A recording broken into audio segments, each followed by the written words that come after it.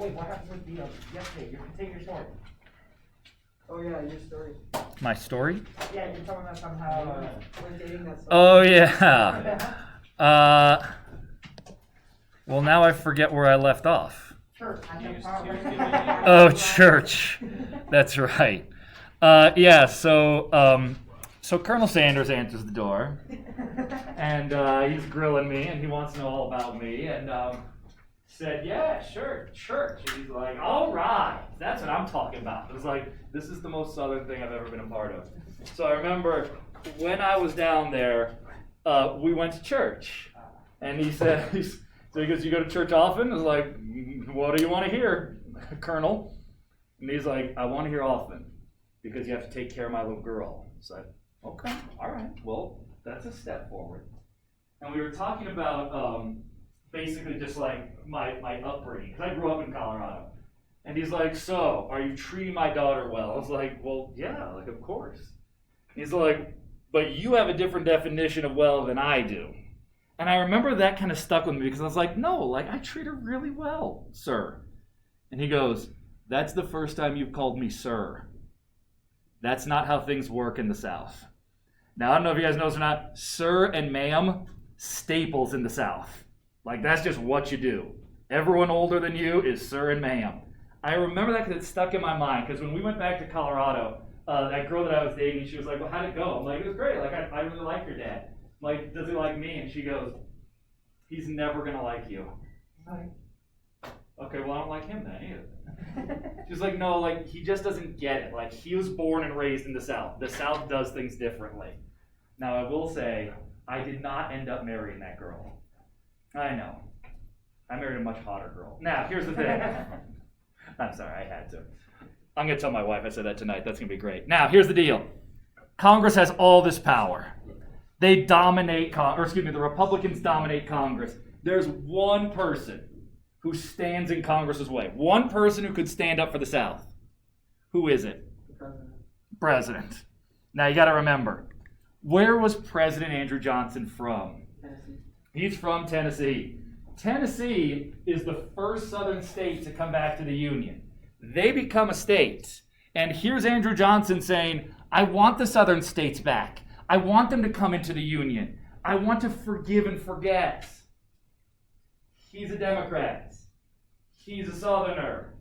The Republicans in Congress are looking at him with just disdain. They hate him. They hate him politically. They hate him professionally. And they're just at odds with one another. For all the pieces that the Congress passes for their plan for Reconstruction, Johnson vetoes all of them, except the 14th Amendment. Now, I do need to just say this. In our system, the amendment process has nothing to do with the president. It's Congress and then the states. The president can't veto it. But the other three pieces, Military Reconstruction Act, Civil Rights Act, enlarging the Freedmen's Bureau, he does have power over that. He vetoes all of them. But we have checks and balances. So I want to ask, what can Congress do to a presidential veto? What is their power? What is, yes, Sam? A 2/3 vote can overrule a veto. Excellent. It can override a veto, but you're absolutely right. 2/3 vote in both houses. Now, I need to say this. Do the Republicans have 2/3 of both houses? Yes. Oh, yeah. Overwhelmingly. They have almost 100%. So what's going to happen here? Override. Every time Johnson is going to veto one of their bills, Congress simply overrides them. They pass it anyway. Over and over and over again. Veto, override, veto, override. In a normal scenario, and I say normal because, like, on average, a president will get his vetoes overridden about 4% of the time. It's hard to do. It takes a lot of support. Johnson sets the record. He has more vetoes overridden than any other president before or after, by far. The numbers come out to be Johnson's vetoes get overridden about 88% of the time. About 20 times more than a regular president. So let me just kind of say this. Does he have any power? No. Every time he vetoes, it's overridden. Congress is the one with all the power. They're doing what they want. And frankly, they're just getting sick of Johnson. Every time they pass something, he vetoes it. Every time they override it, he's just a thorn in their side. And they start saying amongst themselves, we gotta get rid of this guy. We need someone else. If only there was a way to get rid of a sitting president. I don't know why. Someone always says that, like, assassinate him. It's like, do you think Congress is going to be like, all right, assassination is all we can do? No, that's not an option. You can remove a president through impeachment. Oh. Oh, wait, I want to take my vote back. Yeah, let's impeach him instead. Impeachment is something that I don't understand. So many people get this wrong. They don't know what impeachment is, and I don't get it because it's a very simple concept, but people just get evidently confused about it. Impeachment is not removing a president. Impeachment is just bringing charges against him. It's accusing him of wrongdoing. Now, the founders wrote it out in the Constitution. There are 3 things you can impeach a president for. You can impeach him for treason, bribery, and other. Very broad. Well, absolutely. Other has been used before. Now, I got to tell you this. We have impeached 3 presidents. Do you know who they are? Who is? Adolph, what's one?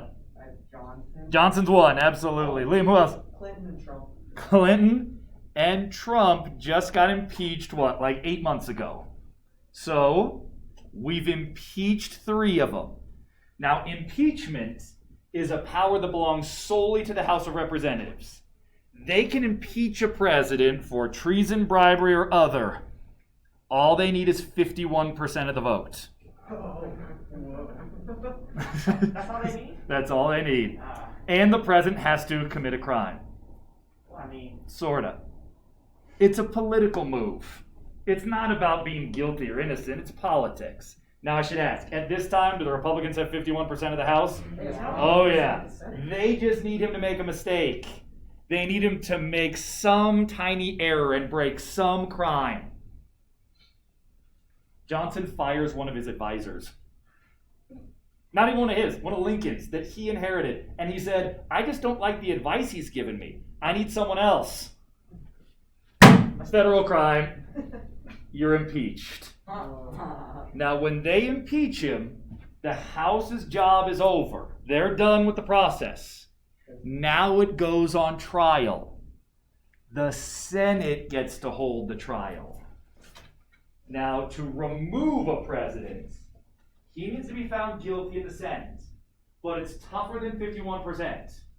You need 2/3 vote in the Senate to remove a sitting president. Now, at this time, do the Republicans have 2/3 of the Senate? Oh yeah, they have almost 100%. Johnson goes on trial for firing one of his advisors. All the while, like I said, this is a political move. The Republicans just don't like him. They want him out. They want him gone. So did he fire his advisor? Yeah, he's guilty. But is what he did bad enough to be the first president to be impeached and removed from office? No, of course not. yeah. Do the Republicans care about what he did? No. They just want him gone. So, yes. They hold the vote. In the Senate, they fall short by 1 vote. Oh. They almost got 2/3, but enough Republicans broke ranks and said, what he did is not bad enough to be the first president removed from office. He can stay. But let's think kind of bigger picture here. Can Congress basically do whatever they want? No. Does the president have any power? No. He's got nothing. Even he says, I hate them, they hate me, what am I doing here? Johnson does something that almost no president does.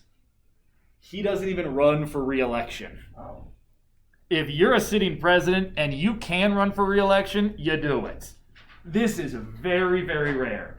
But Johnson just wants out. He's sick of this. He knows he doesn't have any power in the face of this overwhelming Republican Congress. There's nothing he can do. He doesn't even run for re-election. Now, I'll be perfectly honest. If he runs for re-election, he's probably not going to win anyway, because he has basically zero support. By the election of 1868, the southern states aren't even back yet. The only states that can vote are northern states. Now, what political party are the northern states going to vote for? Republican. It's a guarantee. In 1868, things are going to get worse for the South, as the Republicans nominate maybe the worst possible candidate for this position. They nominate General Grant. Now, who might have been worse? Maybe. Maybe you put Sherman in there. Yeah, that would be worse. Grant is probably the next worst option. The same person who's responsible for destroying the South, the same person who ends the war, is now president in an electoral college landslide. He wins easily. President Johnson leaves Washington. He's actually very happy to get out of there. And his plan for Reconstruction leaves with him. So now, Lincoln's plan dies with him. Johnson's plan leaves office with him. What plan are we going to use to rebuild the South? Congress's plan goes into effect. The military districts, the Civil Rights Act, the Freedmen's Bureau, the 14th Amendment, all of it goes into effect. Now you have to kind of envision this. We have the Republican Congress plan going into effect. Now you have General Grant as the president. Is this about as bad as it can get for the South? Yep. Do they have anything? They have basically zero power.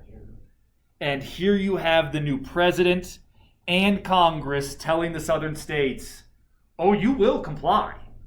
You will accept 13th and 14th Amendment. You will accept the Freedmen's Bureau.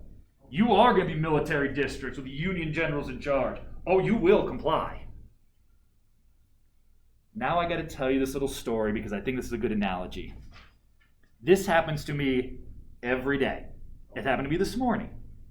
I have a little girl, a 2-year-old at home, who is just adorable and the sweetest thing in the world. And an absolute lunatic. Every morning, I kid you not, this happens to me every day. Every day, when I'm getting ready to come to work, my little girl, little Janie, say, Janie, we gotta get your shoes on. And she looks at me and she just goes, no. We do this every day. I'm like, ready? Got your sparkly pink shoes? And she just goes, nah. I'm like, all right, Jane, we're gonna do this the hard way then. So I take her tiny little foot and I shove this tiny little shoe on it while she's kicking and screaming the whole time. Well, then I do it for the right foot. I'm just like, I am considerably bigger than you. It's a gift. Then this always happens. It's like, okay, Janie, we gotta go. And she just goes, no. I was like, we just did this. Like, you didn't comply before. Now I will physically carry you out the door. So I pick her up like a sack of potatoes, and she's just flailing the whole time. I'm just like, I don't care. I'm way bigger than you. And then we get to the door. Actually, I'm kind of proud of her for this. We get to the door, and she just goes, like right against the door jamb. I'm like, that's actually brilliant. Like, way to go. Okay. So I have to hold on to her and also get my elbow on her arm and pull it down. It's like UFC in the morning. And pop her out and just be like, there, I told you. We were gonna go. You chose to do this the hard way. Here's the thing. I am fantastically bigger and stronger than her, but she still resists. This is just like the southern states. The Union, the federal government, is way bigger, way stronger. They're telling the South, you're going to comply. But the South can resist. For 9 years, Well, the federal government is telling them this is